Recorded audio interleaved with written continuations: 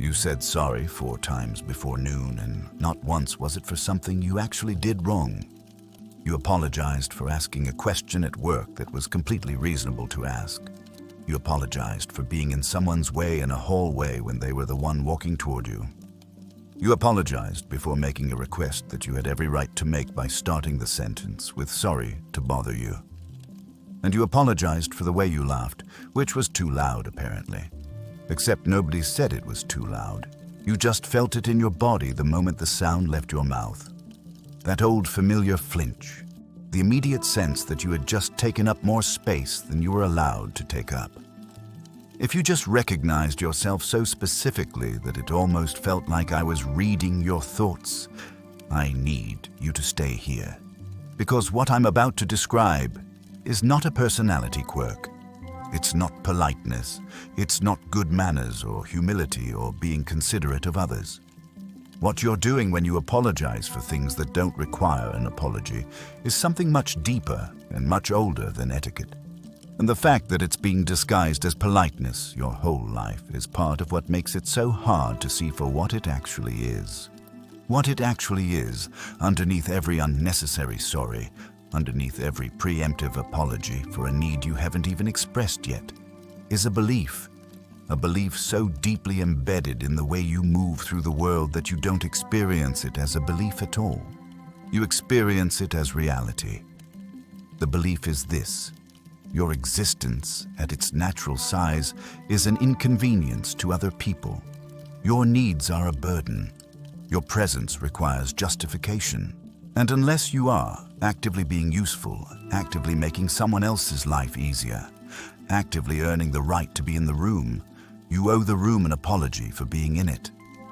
That belief didn't come from nowhere.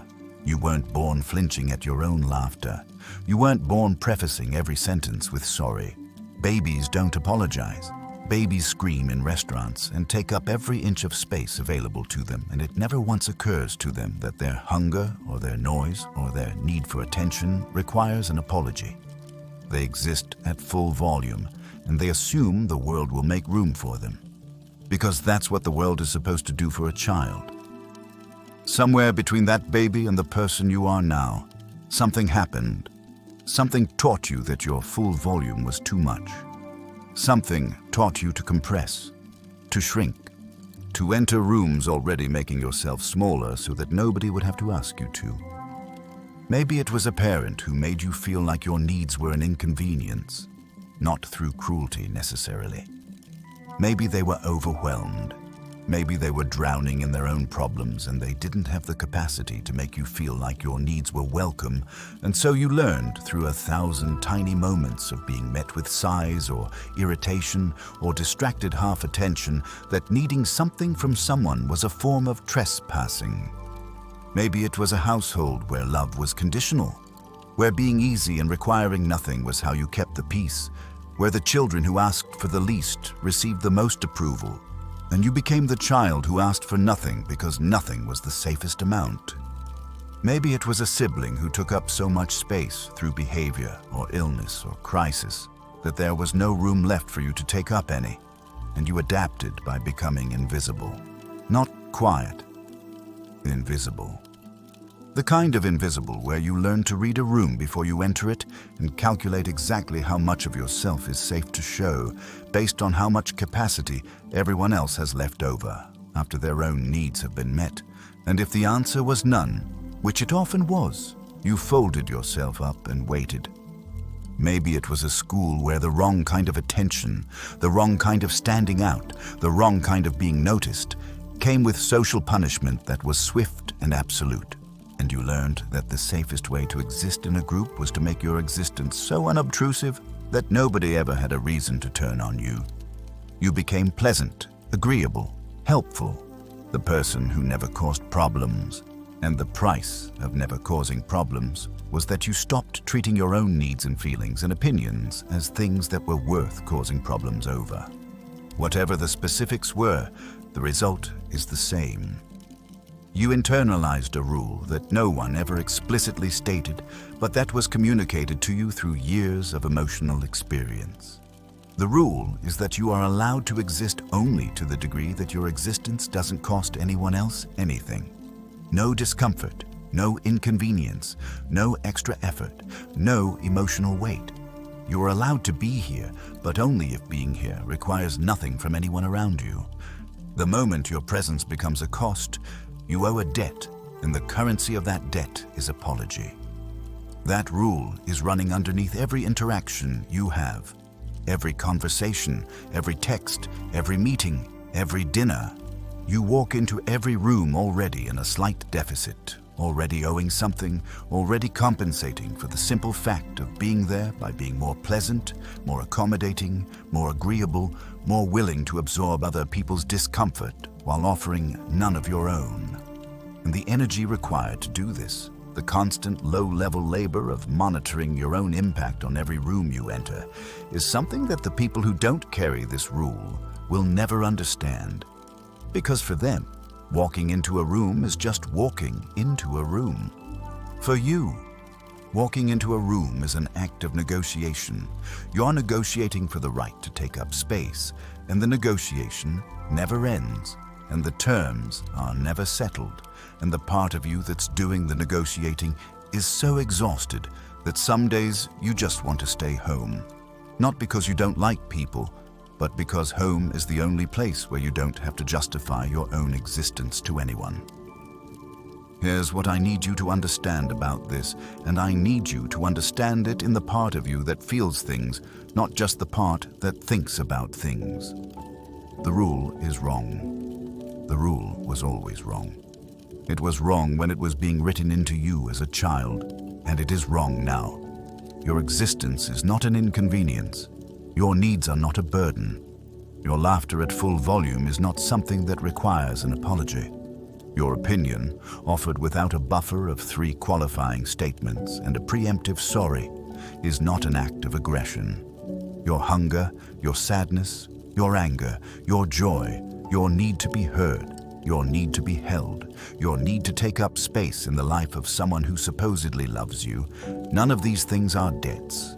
They are the basic operating costs of being a human being in relationship with other human beings. And the fact that you were taught to treat them as impositions says everything about the environment you were raised in and nothing about who you actually are. Now here's the part that is hardest to hear, because it's the part that requires you to look directly at something you've been avoiding for a long time. The compulsive apologizing is not just a habit, it's a cage. And the cage doesn't just keep you small, it keeps you from being known, because every time you apologize before you speak, you're telling the person in front of you that what you're about to say is not worth their unqualified attention. Every time you shrink before you enter a room, you're telling the room that the full version of you is too much and they're only getting the safe version. Every time you say sorry when you mean excuse me, or sorry when you mean I disagree, or sorry when you mean I need something, you are mistranslating yourself in real time, and the person on the receiving end is hearing the translation, not the truth. They're hearing someone who thinks they're in the way, someone who doesn't fully trust that they belong here, someone who is asking permission to exist in a space they already have every right to occupy. And the tragedy of it is that most of the people around you would welcome the unedited version. They would welcome the opinion without the buffer, the need without the disclaimer, the laughter without the flinch, the request without the apology. They're not the ones asking you to be small. The people asking you to be small left a long time ago, or maybe they're still around, but you're not a child anymore, and the power dynamic has changed even if your nervous system hasn't caught up yet. The people in your life right now, the good ones at least, are not keeping a ledger of how much space you're taking up. They're not sitting across from you thinking, I wish she would stop having needs. They are, if anything, confused by the distance they feel between you and them. The glass wall that you're apologizing puts up. The way you make yourself so easy to be around that nobody ever gets close to the person underneath the ease. I want to say something to you that you may have needed to hear for a very long time, and I want to say it without softening it, because softening it would be another form of the same disease. You're allowed to take up space. Not apologetic space, not earned space. not the amount of space left over after everyone else has had their fill. Full space. The kind that comes from walking into a room and knowing that your presence is not a debt to be repaid. The kind that comes from saying what you think without prefacing it with a paragraph of qualifications designed to make sure nobody feels threatened by the fact that you have a thought.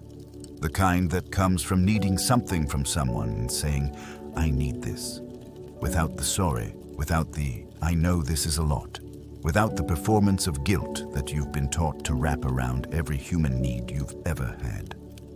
That kind of space will feel terrifying at first. It will feel arrogant, even though it isn't. It will feel selfish, even though it is the furthest thing from selfish. It will feel like you're breaking a rule that has kept you safe your whole life. And in a way, you are breaking that rule. And the breaking is exactly the point. Because the rule was never keeping you safe. The rule was keeping you small. And small is not safe. Small is invisible. Small is the version of you that nobody ever fully meets because you never let them see the full version. Small is the version that goes home every night, carrying the unsaid things and the unfelt feelings and the unasked questions and wonders why connection feels so thin even when people seem to like you.